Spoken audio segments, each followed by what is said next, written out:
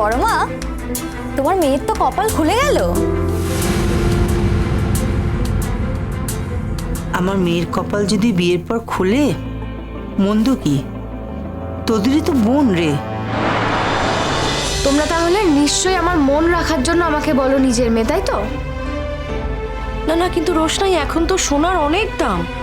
তুমি একটা দামি সোনার হার কিনে আনলে, আচ্ছা টাকাটা জোগাড় করলে কোত্থেকে বলো তো? আমি কোথায় ভেবেছিলাম যে বিয়ের পরে মিনির দেখভালের দায়িত্ব তোর হাতে ছেড়ে দেবো। কেন? আমি কি তোর বউয়ের ঝি? তোর বউ খেতে পারে না তাই খাইয়ে দেব, তোর বউ জামা কাপড় গোছাতে পারে না তাই গুছিয়ে দেব। আমি ভাবতে পারছি না তুই এতটা এক্সপেক্ট কিভাবে করছিস, আমি তো বুঝতেই পারছি না। দেখো গরিমা দিদি, এখন কিন্তু তুমি আর সার্জির গার্লফ্রেন্ড নও, তুমি ওনার ওয়াইফ। আর তুমি যদি এখন এত ইনসিকিউর থাকো, কবে সিকিউর হবে বলো তো? আর একটা কথা, আমি একবার যেদিক থেকে মুখ ঘোরাই সেদিকে আর কখনো ফিরে তাকাই না, কখনো না।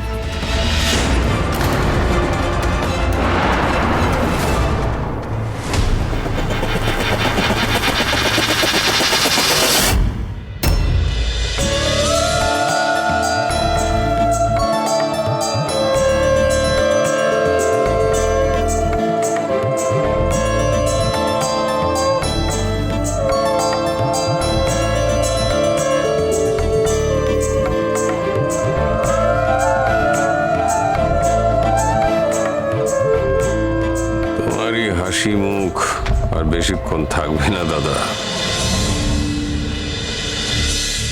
এই কোথায় কোথায় আমার বর কোথায়? ওই তো বর এসে গেছে।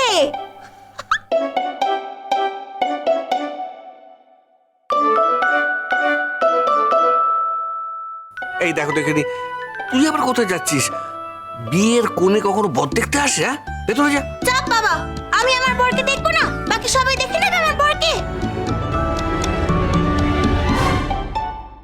তা এই যে বর, তা বলি এই বেশে তো চেনাই যাচ্ছে না, খুব ভালো লাগছে দেখতে।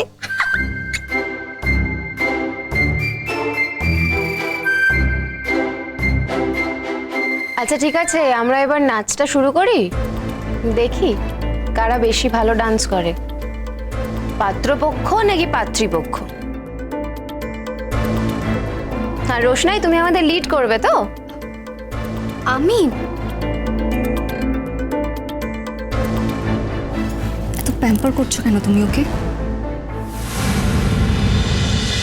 কেন প্যাম্পার করছি তুমি বুঝতে পারছো না গরিমা? নিজের ব্রেনটা একটু ইউজ করো।